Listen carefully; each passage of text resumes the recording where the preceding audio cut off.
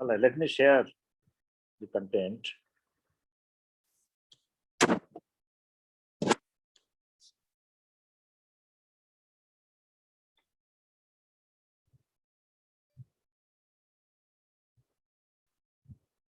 Is the screen seen?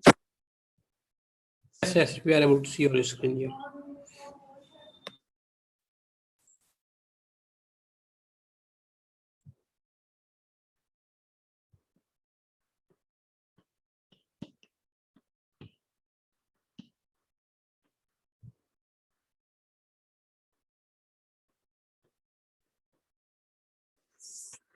Okay, so I think we will prove the Wenbach-Cohn's first theorem that the energy of the ground state of any n-particle system is a unique functional of density. I think we had a lot of discussion on that, so I'll not go back to that slide anymore. So basically, we write the E0 as functional of the electron density, which is a three-dimensional quantity. So the important thing here is to see that however large the system is, or however large n is, the density rho of r is always a three-dimensional quantity. And ground state energy can be written as a functional of this three-dimensional quantity, however large the system is. And this is quite different from the normal wave function picture, because energy is written in terms of wave function. And as the system becomes large, the wave function has more and more parameters, because it depends on the coordinates of all the electrons. Here it's a coordinate only one electron. That's the difference with electron density. So of course, from the wave function, by freezing the degrees of freedom, which is done by integration, you can get electron density. And that is the beauty of the density functional theory. Then the second part of the Wenbach-Cohn theorem that we also discussed was that if to calculate this density, we make the energy stationary, which means the first derivative of energy with respect to density is 0, subject to the condition that the integral rho of r d cube of r equal to n. So we will not worry about how to implement this, but I think these are the two major theorems, and these are the cornerstones of the DFT. The problem we have discussed several times. So that's the problem, that while this is a good theorem, the Wenbach-Cohn's first theorem, the functional of rho is not known.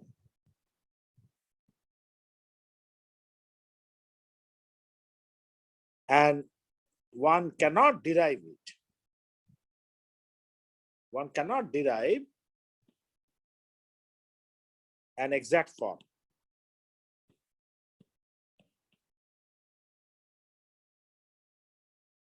So that is essentially the problem. And hence, of course, DFT remains a set of approximations depending on the functionals. So I keep on having different functionals, and we'll see that when I come to the discussion of functionals, depending on the set of functionals, depending on the functionals. So it's a set of approximations.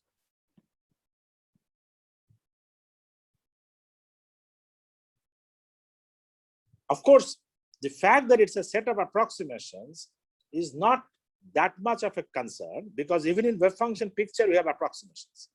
The problem is that these approximations, and this is the real problem, that these approximations are not systematically improvable. I think this is a very important word, set of words that I'm using, are not systematically improvable. That means I do not know how to improve this in a systematic manner. Whereas in the wave function picture, I know that this approximation is better than this approximation, and so on. So for example, if I do second order perturbation theory, it is better than the Hartree form. If I do a reasonable coupled cluster, it is better than second order perturbation theory, and so on. Here, a statement of that kind is not so easy. Although people are coming around, to make certain statements, as we'll see, which are more reliable than before. And I have told you right in the beginning that the DFT, although people didn't like in the beginning, has now come to a stage of acceptability, that we can now accept that DFT is a reasonably good method. And that is the reason it is being used. So important thing here, of course, that because of the fact that it's a functional of density alone, so this is a very important part, it can be used for large systems. And its scaling is almost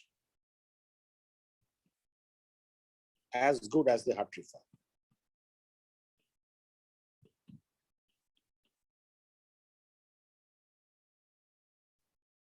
But the results, although they are not systematically improvable, usually all the results are more accurate than the Hartree-Fock.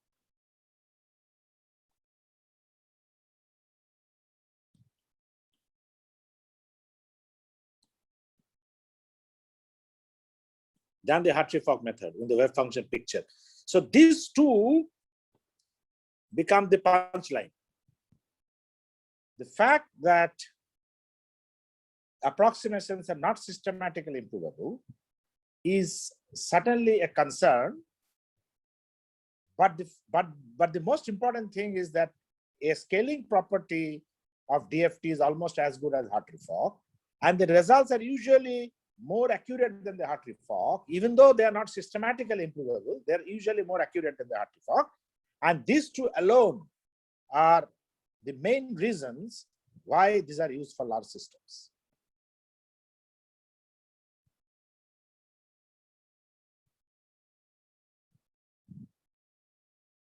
So I think these are some of the things that one should understand. So these are good. These 2 points are good points. Bad points are, of course, that we don't know the functional. And if you really want to compete with the best of the ab initio methods, then approximations are not systematically improvable. So of course, it will be hard to compete with a method like coupled cluster for the wave function picture. But then coupled cluster is much worse computationally compared to Hartree-Fock or compared to DFT. Hence, it cannot be used for large systems. So it becomes useless. Although I can guarantee an accuracy, it becomes useless. So it's a very good compromise. So the DFT accuracy is not bad. It is pretty good. And the scaling is very good. The computational time taken is very, very small. Hence, DFT is a very good compromise. So having said many things about DFT in the last 3 classes, I want to make a summary that it's a very good compromise for large systems. And that is the reason the density functional theory has been so popular. So that essentially hinged on this particular Hohenbach-Kohn theorem 1, that the energy is the unique function of density. So that is essentially the reason the DFT becomes simple, because density is a 3-dimensional quantity. And I repeat, however large n is, this is a 3-dimensional quantity. And I think you'll be able to place with this the importance of the Hohenbach and Kohn theorem. Walter Kohn did a lot of things. In fact, there is something that I will come, which is today known as the Kohn-Sham formulation of DFT. Kohn with Sham, S-H-A-M, actually did a very seminal work to make DFT practically useful. And I will tell you why a little bit later. So let me now come to this point that although this is not known, you have to make a set of approximations. And this is the most important thing. So what are those functionals which are approximate functional? So if we can do that, and we can show that the scaling is of course very, very good, but results are reasonably accurate, then this will become extremely good functional, an extremely good method. So let me look at the approximations of the functionals. So I will not, again, as I said, I will not get into too much of the rigor. So I will directly look at the energy, ground state energy. Of course, whenever I'm talking of energy, it is the ground state energy, and the various components of energy slowly. I will bring them out very, very slowly, which can be written in terms of density. So the important thing is that I want to write in terms of density, everything in terms of density. I had already told you that one of the important component in the Hamiltonian is called the external potential. So a potential which comes from outside the electrons, that's external to the electrons. Let's say V of R. In fact, I wrote that this will be a sum of the one particle Hamiltonians, sum over all the electrons V of Ri. I hope you remember that I said that normal molecules or atom, this will come from the nuclear interactions, interaction of the electrons with the nuclei. But this can also, and this is where one system differs from the another. To this external potential, I had already written down the component to energy. So what is the component of the energy? I wrote down integral rho of R, V of R, which is basically the one particle part into d cube of R. You don't need to take sum. The sum is not important now. Just take rho of R, V of R, d. When you are summing over all the volume element, the sum is actually taken. Because the density is summed up will give n anyway. So this becomes the energy component. So this is the component to the energy. This is not, of course, the only part of the energy. I'm writing the component. Apart from that, if you remember, my Hamiltonian had two very important parts. One is the kinetic energy of the electrons. Another is the electron-electron repulsion. I hope you remember our discussion that the Hamiltonian had this plus this and the external potential, which I have already taken care. And I also mentioned that this part of the Hamiltonian is constant for a given number of electrons. So if I do water and ammonia, this Hamiltonian is identical. So water and ammonia will be distinguished only by the external potential. And we can easily define this V of R as the electrostatic interaction between the electrons and the positively charged nuclei. And that is very easy to write. You know the distance of the nuclei. They are all Born-Oppenheimer approximation. You can find out the distance of the electron, distance of the electrons to the nuclei, then charge of the nuclei, and one can write down a potential energy for each of them, for each electron. And that is something that you put it here, integrate, you're done with. So this is the easiest part to calculate, actually the external potential, which distinguishes these systems. The difficult parts are actually here. If this was the only part, DFT was exact. This is exact. There's absolutely no problem. So this is an exact expression. I will not derive it, but believe me, whenever there is a sum of one particle operator, it is exact. An operator, which is what I would now call a local operator. Before I proceed, let me, in DFT, you will find these two terms very often, local and non-local. So let me quickly define what is local and what is non-local. This V of R, which is an external potential in the operator, I would say it's a local operator. And I will try to quantify this. What is a non-local operator? Non-local operator is an operator, a typical example is a kinetic energy operator. You know, I had already told you the kinetic energy operator, which is half Laplacian. It's the second derivative with respect to x plus y plus z. Again, I'm using everything in atomic units, so you don't find h cross, you don't find mass of the electrons. Now, what is the reason this is a local operator, this is a non-local operator? If you think a little bit hard, you will be able to realize that this operator is defined only by the point R. It does not require any other value. Whereas to define this, it is not so easy. Why? Because it is a differential operator. So what is this non-local operator? It is minus half del 2 del x2. I'm writing in a simple Cartesian coordinate.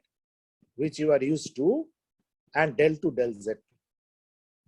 So as you can see, this operator is a twice differential with respect to x, y, and z. And a differential operator is a non-local operator because I cannot define a differential operator only by the value of x. I need the nearby position, because what is differential? It is the change of something from two different points, right? That is how if you remember a y of x and a dy dx, to evaluate dy dx is a very simple calculus. You will require the value of y at two adjoining positions of x. Whereas to define this, you need only the value of x. So now we will realize why I call this a non-local operator and why I call this a local operator. Would you kindly repeat that once again? I didn't. Yeah. So if you define, so normal calculus, if you have two things, y of x and dy dx. To define y of x, I need only the value of y at x. Right? So if it is x squared, I need only x equal to 3, y of x equal to 9. I don't need any other value. But if you want to define dy dx, I need at least two values of y. Because what is dy dx? It is y at some x0. If you look at the class, I don't know the calculus when it is taught, maybe class 12. It's the slope. Okay, yes. x0 plus delta x minus y at x0 divided by delta x, and then the limit delta x tends to 0. If you remember the calculus, that's a derivative. And whichever way you calculate, you require two values. So the dy dx, just from the value of y, I cannot calculate so easily. And this is, of course, the second derivative. So the operator itself is a non-local operator. That is why it is called the non-local operator.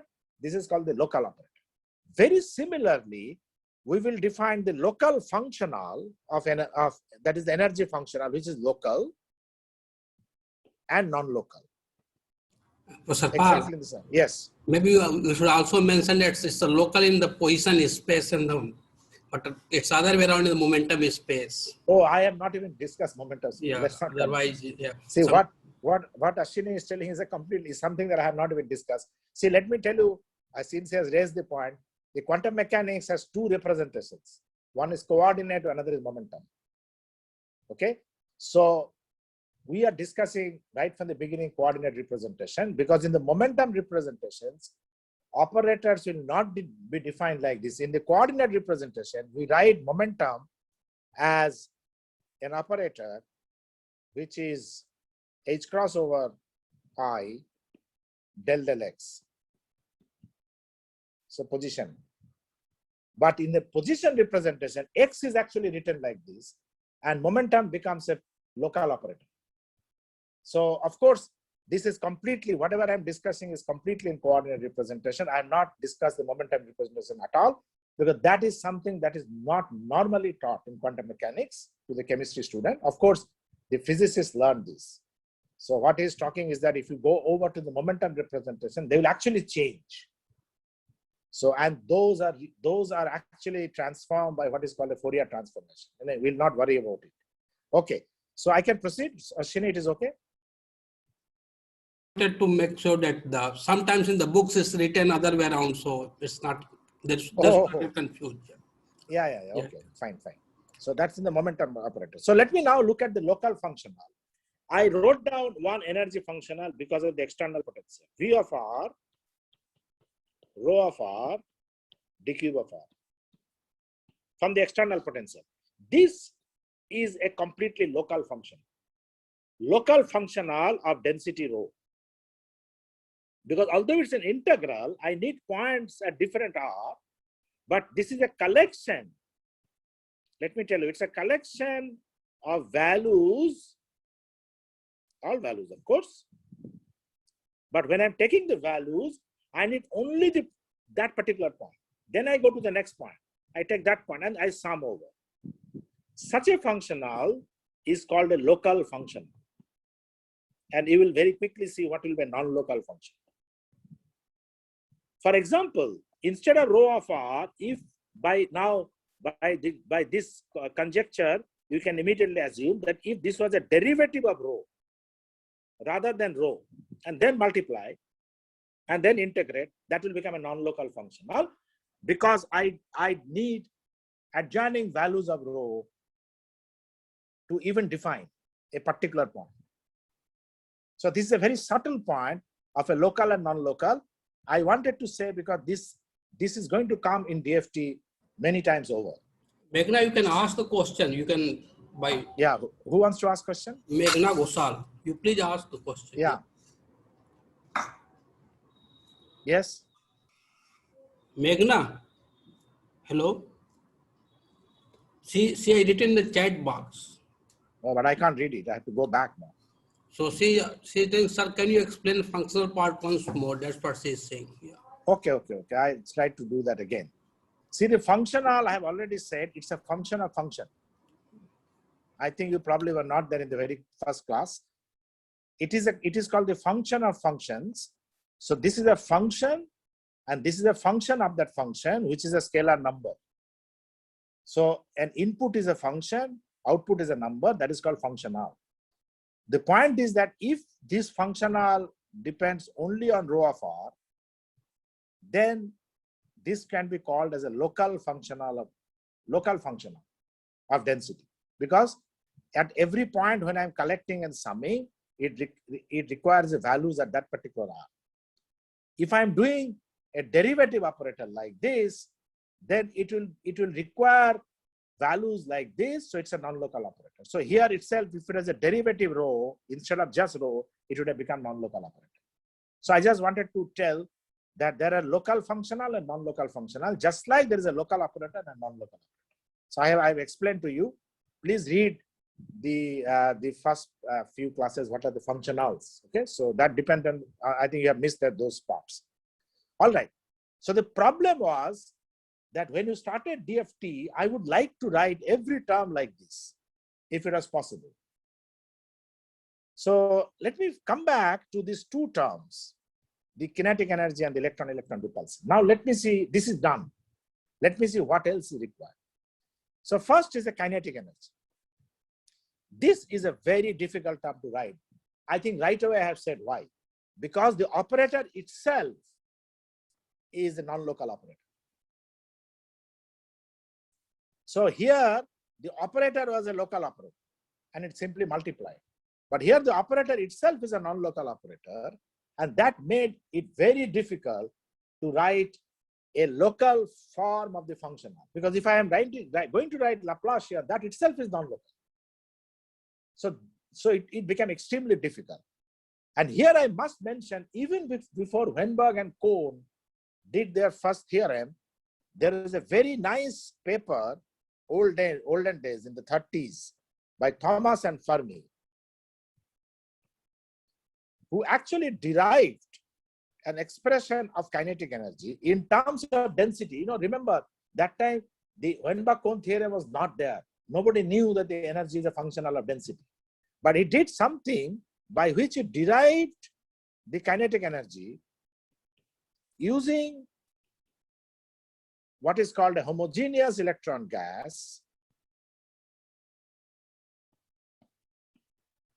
which is basically a non-interacting electron gas, electrons which are like a gas, a form where it wrote that the kinetic energy functional is some, let's say, Ct. There is a constant which is not important, rho to the power r 5/3 d cube of r. As you can see, it's a very interesting work actually. You can go back and see this one, but this is only for the homogeneous electron gas, non-interacting. And this is a local functional. He wrote such a simple form. There is no Laplacian in this functional form. It is just rho to the power 5/3. It is very famously known as a rho to the power 5/3 functional. Integrate that over entire space, you get a number with this constant multiplied, you get the kinetic energy. And it was a very nice expression he derived. Many people actually got extremely excited. And this is a local functional. Remember, rho to the power 5/3 does not change the nature local to non-local because it's still at this value r. I just take a 5/3, so it's a new function of rho of r. which is still local, integral. However, when it was applied to molecules or even atoms, the Thomas Fermi kinetic energy completely failed, very badly failed. So the results that came out, if I put this, was extremely poor. I mean, if I know even the experimental density I want to put it, the kinetic energy will come out very badly. So that is not because I don't know the density. So the Thomas Fermi kinetic energy, while it gave a clue how to proceed, it was actually no good for atoms and molecules. And this had to be abandoned, almost abandoned. In fact, the binding of the molecules were completely wrong. So is But, that because yes. it's non-homogeneous or? Yes, of course. Yeah, of course, the atomic and molecular systems are not, and even interacting. So they're non-interacting homogeneous electron gas. So obviously we don't have that. It's heterogeneous systems, and they're interacting systems. So of course it will fail, but they didn't realize that it failed so badly. So much so that this cannot be used as any approximation for kinetic energy. So till people found out an approximation, in fact, this could not even be used. So DFT for atoms and molecules were not even used till people found out an approximation for kinetic energy, which is better than the Thomas and Fermi. And I will come to that approximation just a little bit later. But I must tell you that was done by, again, Walter Kohn and Sham. I already told you, Kohn-Sham DFT. Kohn-Sham, I have forgotten the years, but it could well be, if somebody remembers, can remind me. I think Amlan is there, so Amlan might remember. It could be either 1979, most likely 1979 or 1970, between 1979 to 1981. So it's the late 70s when Kohn and Sham actually came up with the formulas. It's amazing that till that time, DFT was not popular. If you look at the application of DFT to atoms and molecules, you will hardly find applications before that. Because Kohn and Sham came up with an ingenious way of representing the kinetic energy part of the DFT, which gave results which are very, very accurate. Not exact, but almost accurate. And since then, the DFT became extremely popular. In fact, people were just getting ready for it, some kind of a breakthrough. Of course, it's a breakthrough which is not a breakthrough in the spirit of DFT, but it started off the DFT. That is why anywhere in the papers you'll find Kohn-Sham DFT. Today it is called KS-DFT, because the DFT that is used is actually by Kohn and Sham kinetic energy. However, and that's the unfortunate part from my standpoint, that the kinetic energy part, the way Kohn and Sham did, was not in the spirit of density functional theory. In fact, the Kohn and Sham brought back the concept of n spin orbitals, which was not supposed to be there in DFT, because remember, the orbitals were part of the wave function.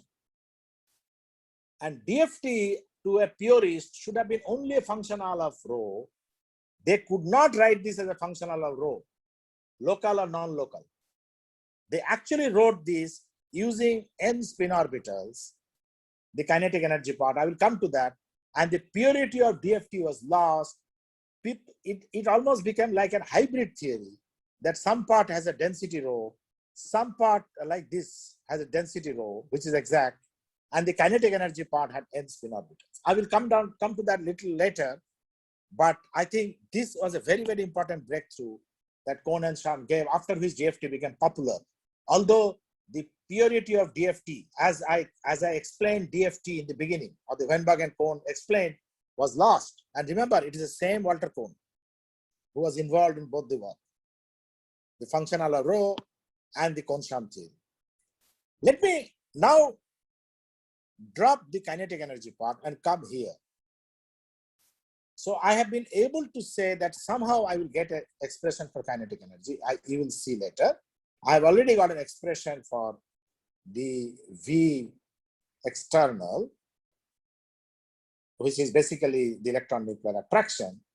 And then I have to now come up with V electron repulsion. This is a very hard problem because the operator for this is basically, I had written down in the very first class, is the repulsion between the two electrons, pairs of electrons. So I less than J, 1 by modulus Ri minus Rj. Again, electronic charge is 1, so I'm not writing E square, etc.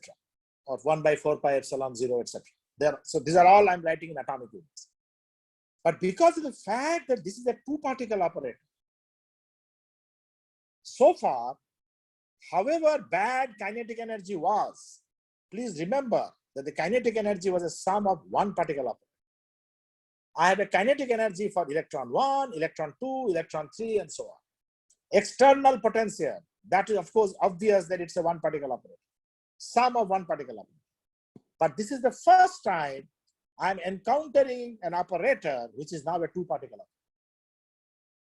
And clearly, to write the energy expression resulting from this operator only in terms of density. Professor Pal, there is a question for you.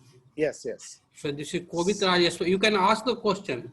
Can you speak loudly?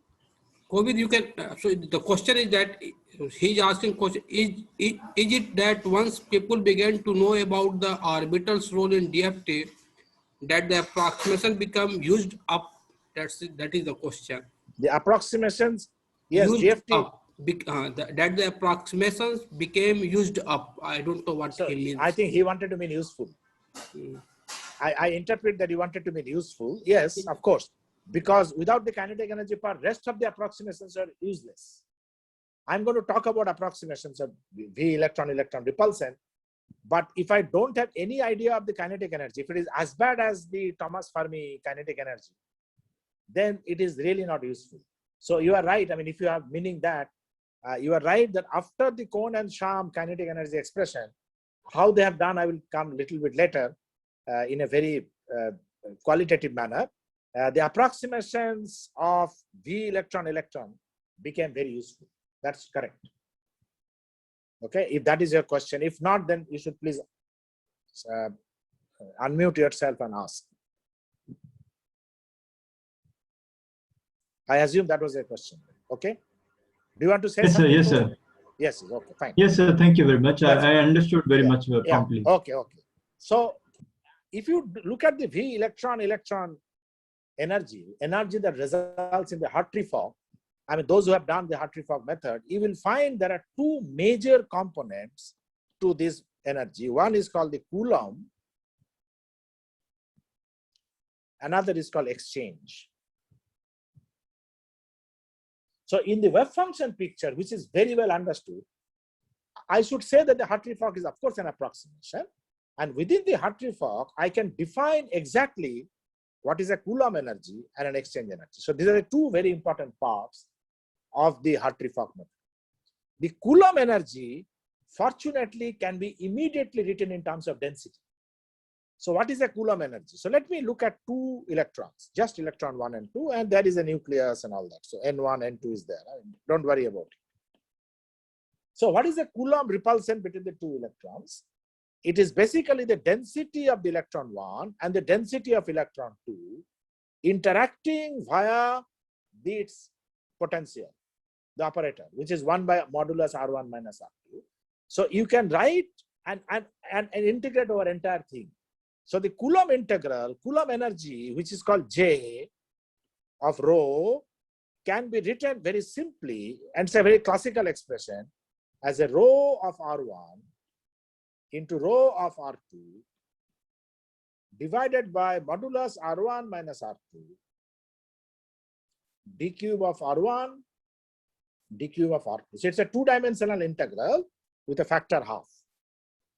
So it means that I just take the density of the first electron, density of the second electron, divide by this operator, integrate over entire volume element of R1 and volume element of R2. So it's a basically, as you can see, it's a 6-dimensional integral, not 3. So far, of course, I was doing 3-dimensional integral here, or V of R, rho of R, everything was 3-dimensional.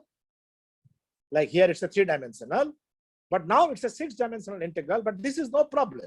It only is a little complication, but this is purely a functional of rho. Just 2 rows, that's all. And if you look at Hartree-Fock, you will find that each row is written in terms of 2 orbitals, phi star phi, phi I star phi I, phi j star phi j. So there are 4 orbitals will be there, and in the middle, this operator is there.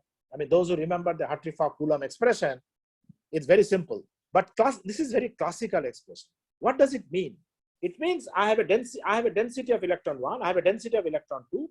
They are simply classically interacting, and this is the electrostatic operator 1 by R12, and density is simply multiply by the operator, integrate. This is the classical Coulomb expression. So the Coulomb is somewhat classical in the sense that people understand it's a classical electrostatics.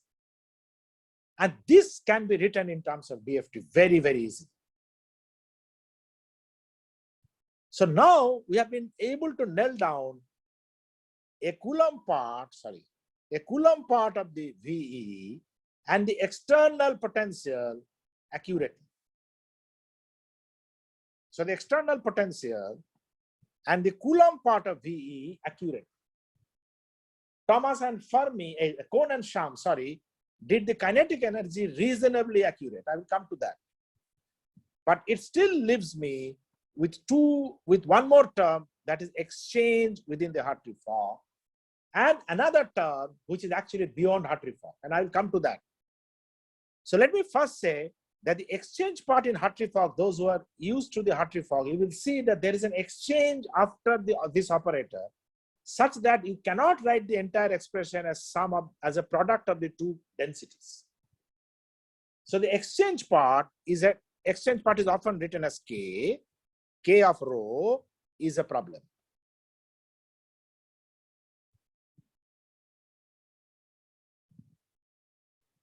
There is a very old work, just like Thomas and Fermi's work. There is a very old work where for the electron gas, an exact expression of the exchange was obtained as an integral is a proportional to integral rho to the power 4 by 3 dq of r. Remember, very, very nice things. If you look at the Thomas Fermi, it was rho to the power 5 by 3. This is rho to the power 4 by 3.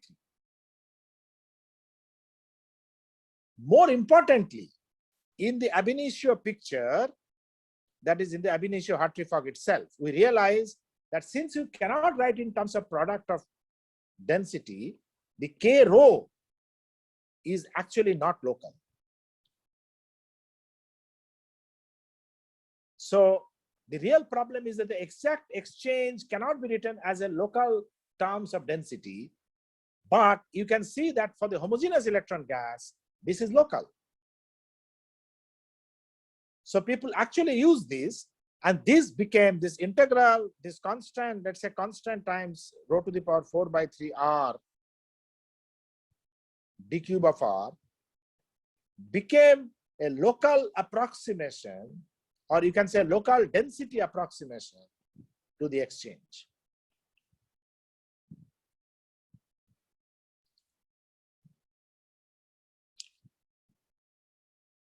As a qualification, I should say that a very similar expression was derived by Thomas Fermi for kinetic energy. It was a complete failure. Whereas an expression like that, again for the electron gas, for the exchange part, it was an interacting electron gas, however, but for the exchange part was not so bad. Because why it is not so bad? Because the exchange energy by itself is very, very small. Remember, in an electron system, the kinetic energy is very large, whereas the rest of the parts are much smaller.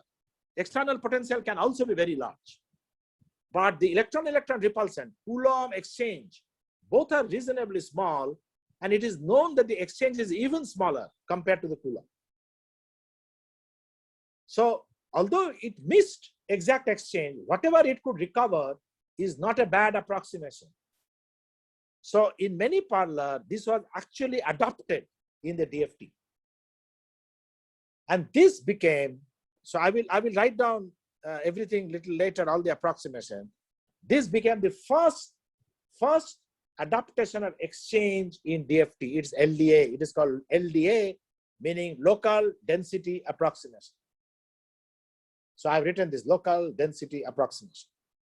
And this became very, very popular. And even today, most of the physicists, for various problems, they just use LDA DFT. You might have heard this LDA DFT, but that actually came from a completely different context of derivation.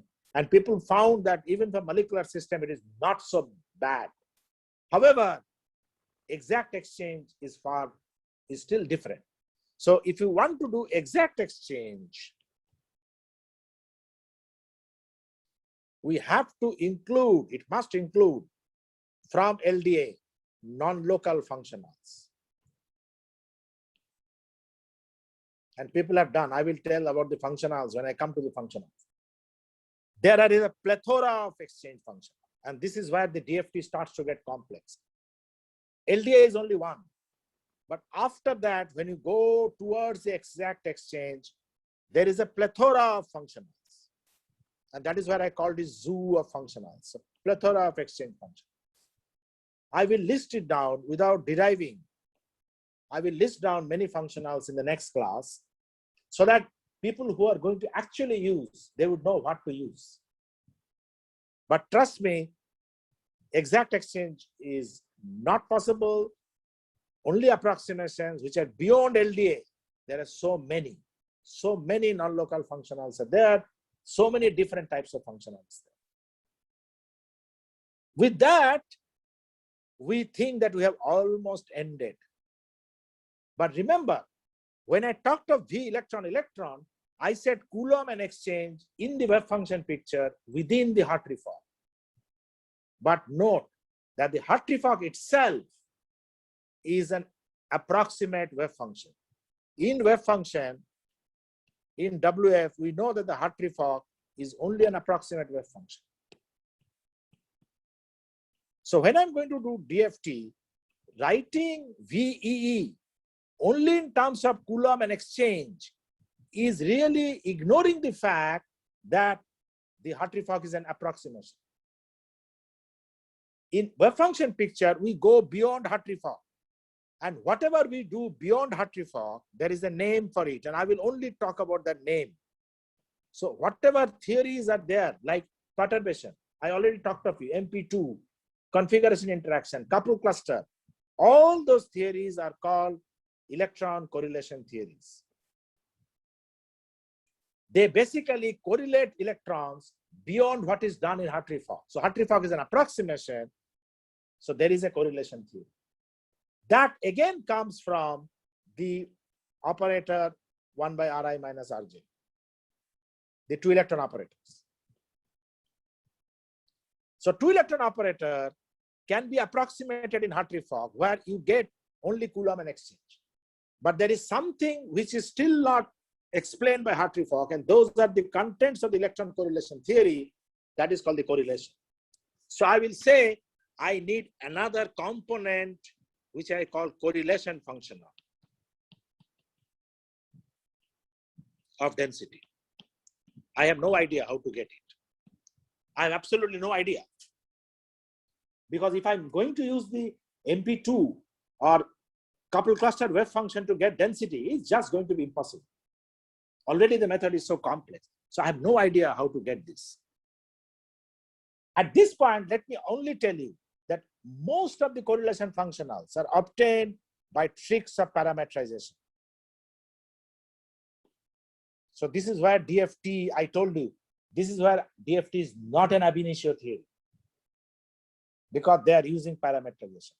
Even in the exchange, you will see there is a scope for parametrization. And once again, just like exchange, there is a plethora of functionals.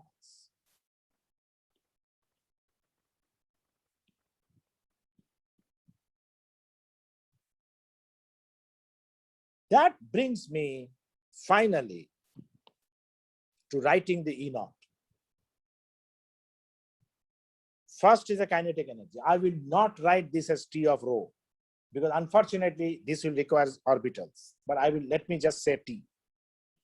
Then you have the one particle potential, external potential. Now I'm writing the entire term, d cube of r. Then I have the Coulomb, which is half. Now I'm writing the energy functional as much as possible.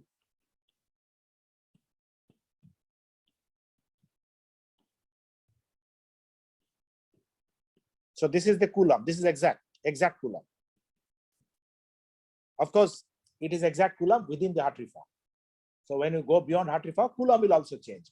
But all that will be taken care in the correlation function. And then I will say exchange, which I will just write Ex of rho.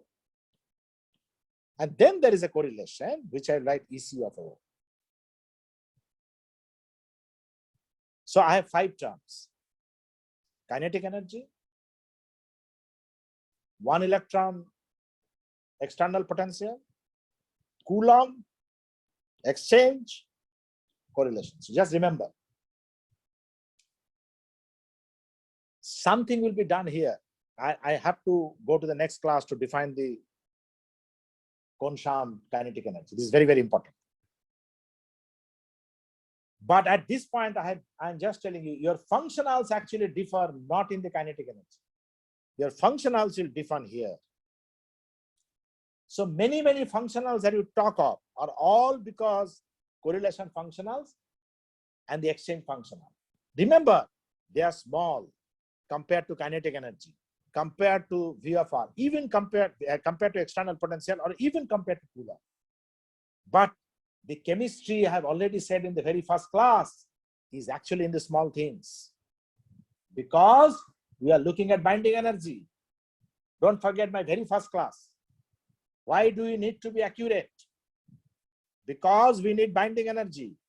We need all difference of energies, which are very difference of 2 large numbers. So however small these are, I cannot neglect them.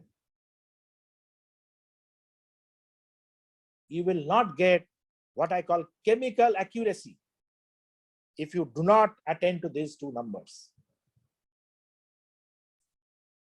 I need functional. Of course, once I write the E, I can use Weinberg-Kohn theorem too, which is first derivative to get rho. As of now, I don't know rho, but whatever is the fictitious rho, I'm trying to write the functional in that. But I can actually calculate rho. That is a calculus of variation, which is not very difficult. The problem in DFT is that I don't know this. However, I must say that I don't know this to a certain degree, which is called LDA. I have already talked to you too. The LDA plus is plethora. Correlation is a parametrized, I have many. And 2 together, you will see later, will take care of whatever approximations the kinetic energy has. Because kinetic energy by Thomas Fermi, and this is something I'm just making a statement at this point, that kinetic energy of Thomas Fermi, however good it is still not exact. It's not Thomas Fermi, sorry, Kohn-Sham. The kinetic energy of the Kohn-Sham theory is still not exact. Of course, Thomas Fermi is pretty bad. It's still not exact. So whatever residue errors of the kinetic energy will be thrown in Ex plus EC. Because the point is the following. In the Ex and EC, I'm anyway going to parameterize. When I'm going to parameterize, the error of the kinetic energy will actually get reflected here, because when I'm going to parameterize, with respect to the entire energy, not just exchange and correlation, because I don't have any idea how much is this and this separately. So I'm going to do an experimental parameterization with the exact E naught, and their error of kinetic energy will thus get reflected here. So I should say that the Ex plus EC is not exactly just exchange plus correlation, but any error of kinetic energy in the Kohn-Sham theory, what is called residue error. But that's very small. I'm not going to worry. These 2 together, Ex plus EC, has a name, because this is where the DFT starts to get too many, and this is called EXC rho. Just merge these two, and together they will be called exchange correlation functional. Again, all of you have heard this, exchange correlation function. So for example, a very common B3 leap, and I'm going to come to this a little bit more thoroughly, but let me say B3 leap is a functional. B3 is a Beckett 3, that's exchange. The leap is Lee-Yang part, that's correlation. Every time I'm going to write an exchange correlation functional, you will remember there is an exchange part, there is a correlation part. Sometimes the same authors did both the exchange and the correlation. Then the name will be only that particular name, and we will not write dash dash. But here B3 leap, many times they write B3 dash leap. It just separates Beckett 3, Axel Beckett. He did a lot of work on the exchange. So this is called the Axel Beckett. And these are the Lee-Yang part, the LYP function. Correlation functionals, I would say there is also a similar variation as the exchange.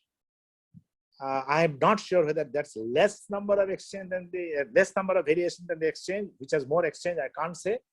But I still feel the correlation functionals with two particular type of correlation functionals you can manage. One is a leap, another is called VWN. Vosko, Wilk, Nusser, I'm going to come to that later. But I mean, it's a mess. So this is where it's a mess. And then I will write finally E0 of rho is kinetic energy. Unfortunately, I'm writing this as a rho, and I'm telling you this is not, this can be written in terms of rho, but it has been derived in terms of orbitals. So orbitals can be further written in terms of rho. So it eventually becomes a functional of rho, but I think the purity is lost. And then integral V of R, rho of R, d cube of R, that's the external potential. Then you have the Coulomb part, which is half integral rho of R1, rho of R2, divided by R1 minus R2, and integration over the R1 volume element, R2 volume element. It's a 6-dimensional integral. And then the exchange and the correlation, which I will now write together, EXC of rho. So I have just reduced it to 4 terms, so it doesn't matter. And the entire DFT theories or functionals will actually be paraphrased by this, where rest of them are easy. I mean, Kohn-Sham did something. Once you understand that, it is known, and that's easy. I will end today with only making one important point. Where does the basis set come? Because you can see this is in terms of density, density, density, and this will be also written in terms of something. How did the basis set come? The basis set came precisely here, because I told you Kohn and Sham are going to bring in orbitals. As soon as you bring in orbitals for molecules, these are molecular orbitals. And you already know in a Hartree-Fock wave function picture that the molecular orbitals will be written in terms of the atomic orbitals, which is called LCAO-MO picture. As soon as you write an atomic orbital, this is not an exact expression. So there is an approximation. Then atomic orbitals will be written in terms of Gaussian orbitals. The reasons I will explain later. And these two together becomes now then the basis set. Given the orbitals, I can always find out the density. I showed that much earlier in I think the very first class, that if you have a beryllium helium atom 1s2, then the density is simply 2 times 1s square. So given the orbitals, I can easily find out the density. Multiply with the number of electrons in the orbital with the square of the orbital. Mod square of the orbital, actually, not square.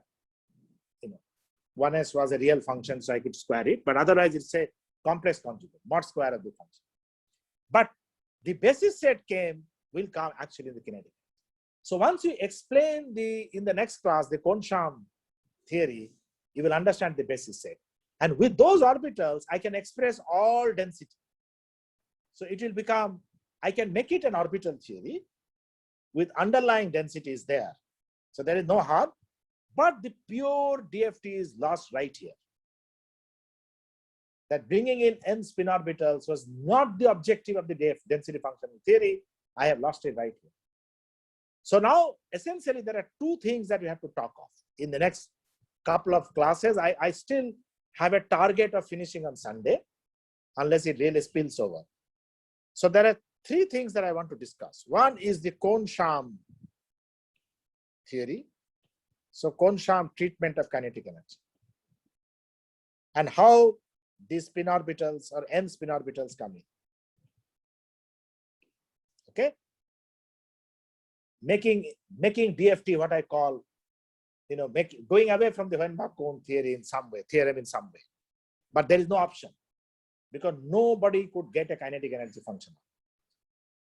Then I'm going to discuss EXC of rho, different EXC of rho. Again, here I will give you a lot of information, just a little bit of thing, not theory.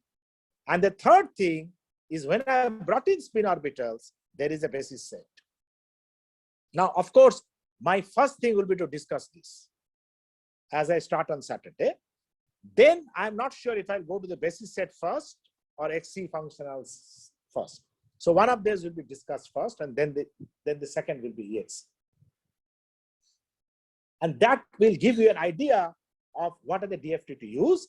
And finally, I'm going to look at some applications, and that is going to be very useful, applications and the experience of what functional works for what property. Because having said that, don't forget my statement that these are not systematically improvable. So there is still a problem. So what works best for what? For what properties? So some experience, application out of experience. So I really plan to do these four things only. And again, not going into the details of derivations, in the same spirit of telling you what the departure is. Kohn-Sham is an interesting thing. Again, I will not derive, but I will tell you what the spin orbitals, why the spin orbitals have to be brought in. Why this have to be brought in is something that I told, because Thomas Fermi kinetic energy did not work. Of course, if you say Thomas Fermi did not work, why didn't people try something else? Yes, of course people try. So Thomas Fermi, then there is a great person who worked, Weizsäcker. So it is called Thomas Fermi-Weizsäcker approximation. They brought in a non-local functional density derivative. Nothing worked for kinetic energy. For exchange, you will see that the non-local exchange will work to a large extent. I told you exchange is also non-local. The LDA is an approximation, local density approximation, but they tried Thomas Fermi, Weizsäcker, several functionals of rho did not work till Kohn-Sham came with spin orbitals.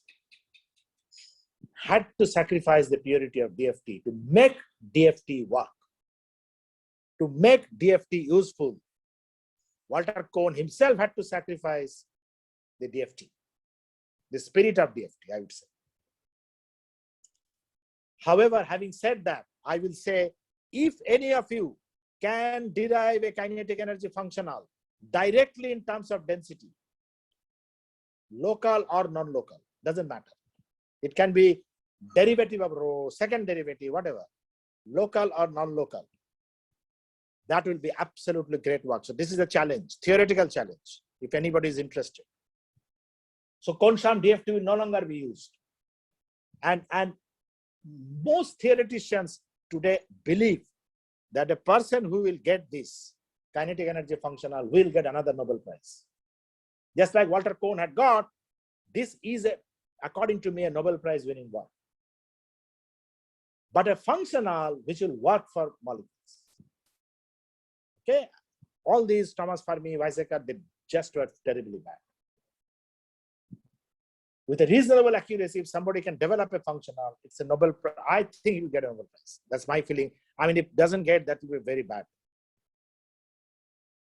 Okay, so of course, we are not going to pursue this line. Instead of that, I will directly go to Kohn-Sham kinetic energy, where I'll start next time, and then probably go to basis set, and then exchange correlation functional, and then application over the next 3 hours on Saturday and Sunday. All right, with that, I think I'm 6 or 7 minutes past. I will close today. If you have any questions, please ask me. Please make a revision of this. Very important part that today we discussed is these 5 components.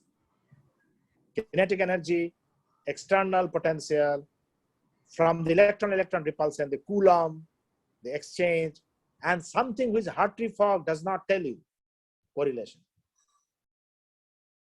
Because I need to make DFT exact. So this is 5 parts that we discussed. We wrote down the form of the Coulomb. That's a classical part. So remember, these 2, this is exact. This is exact. Problem is here, but as I said, Kohn and Sham have done near exact. So the real problem then remained here, which are getting better and better. Okay? LDA is a good approximation of exchange, but not good enough. Exchange plus correlation can be coupled as exchange correlation functional, so you can make it 4 components. So those together come today in the acronym. So B3 LEAP is exchange and the correlation. All right. So I think just revise this so it will become very easy. I didn't really do anything hard today. Not much of mathematics. I know that the last class was a little bit of mathematics because I had to use the variation method to prove Henbach-Kohn theorem 1, but I think it was very good. I think I liked the proof. All right. Is there any question? Otherwise, I will come out of this sharing.